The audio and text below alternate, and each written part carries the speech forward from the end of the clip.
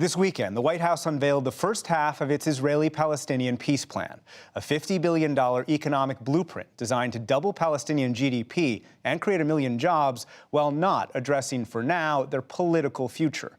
The report's author, senior advisor, and presidential son-in-law Jared Kushner compared it to the Marshall Plan that revitalized Western Europe after World War II.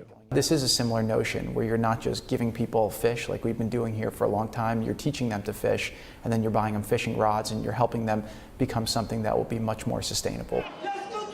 The response among Palestinians was not enthusiastic. Protesters demonstrated across multiple cities, and Palestinian Authority President Mahmoud Abbas said Palestinians want a political solution first, even if he admitted they also need economic support. Today, more than 1 million Palestinian refugees live in absolute poverty. More than 250,000 are unable to meet basic food needs. The sole agency dedicated to assist them is the UN Relief and Works Agency known as UNRWA. The Trump administration has cut all economic support to UNRWA. Before the plan's release, I spoke to Mattias, Schmale, UNRWA's Gaza director, and Gwyn, UNRWA's West Bank director, and asked why the Palestinian response, even before the plan was made public, was so negative. Well, I don't think any Palestinian would argue with the fact that West Bank and Gaza need economic development and economic support. I think that's something that everybody agrees with. I think what the Palestinian community are saying to me, and the refugees in particular, because that's whom we work with, is that they want to be party to the discussion. They don't want somebody to come in and decide for them on their economic future. The challenge of just looking at the economics, and this is what the Palestinian Authority has been saying, I think, very, very publicly, is at what cost? If there's not going to be any political agreement, economic investment is not going to suffice. There is a real interest in economic investment, but there needs to be a political process as well. And it has to happen simultaneously, you think? Absolutely, yeah. Mattias, let me turn to you and ask about Jason Greenblatt's criticism of the agency. Recently, he was speaking to the UN Security Council, and this is what he had to say. UNRWA is a Band-Aid, and the Palestinians who use its services deserve better, much better. We do not have to wait until a comprehensive solution to the Israeli-Palestinian conflict is in place to address that fact. Is UNRWA a Band-Aid? Is there an economic plan that can replace UNRWA, as these U.S. officials are saying?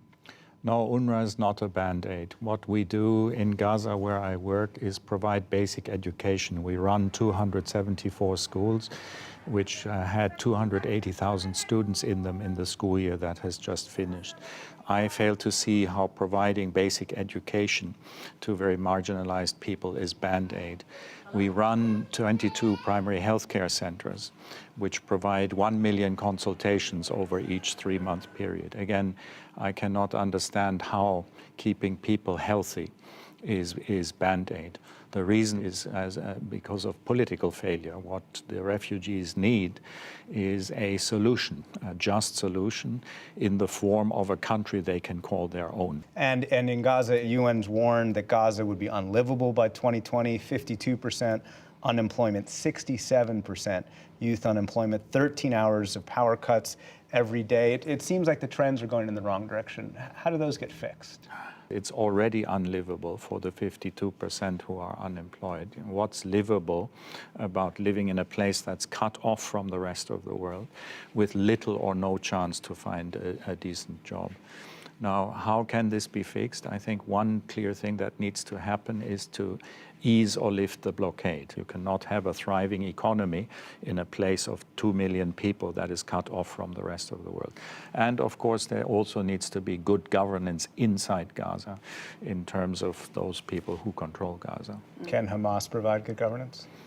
Well, I think their track record over the last 10 years or so is a dismal one. So there are many people who are skeptical that they can do so. And I'm one of those who, on behalf of the United Nations, says we need to prepare for and carry out decent elections. You know, there were elections 15 years ago or so, and it's really over time that elections happen and that proper alternatives are presented for people to vote on. Gwyn, there is, of course, a distinction not only between Gaza and West Bank, but also between the U.S. and Israel. The U.S., the Trump administration, I should say, has defunded UNRWA. Israel, though, has long not necessarily called for UNRWA's dissolution, but had specific criticisms of UNRWA, says that UNRWA politicizes the conflict. You've heard these criticisms, especially the textbooks that are in schools. And while I was in Gaza during the war in 2014, seeing weapons stored in UNRWA facilities. So what's your response to the Israeli criticisms of the organization? The first on the curricula is really the UN generally, not just UNRWA, all of the UN uses the textbooks of the country of origin. It's good practice. So the textbooks that we use are the Palestinian Authority textbooks. Now, we don't just use them, we monitor them and we review them before we use them in the classroom. So when we find problematic materials in our textbooks, we develop other materials to address them, or we also train our teachers in how best to approach the subject so the children are taught in a constructive way. The other issues, when there have been issues with our schools, and there have been a couple of occasions where we have found arms in the schools, it was UNRWA who flagged it with the Israeli authorities. It was UNRWA who asked Hamas to remove the weapons from our schools. Mattias, Schmale, I'm wondering how your reception has been here in Washington. What are the U.S. officials saying to you, and what are you asking of them?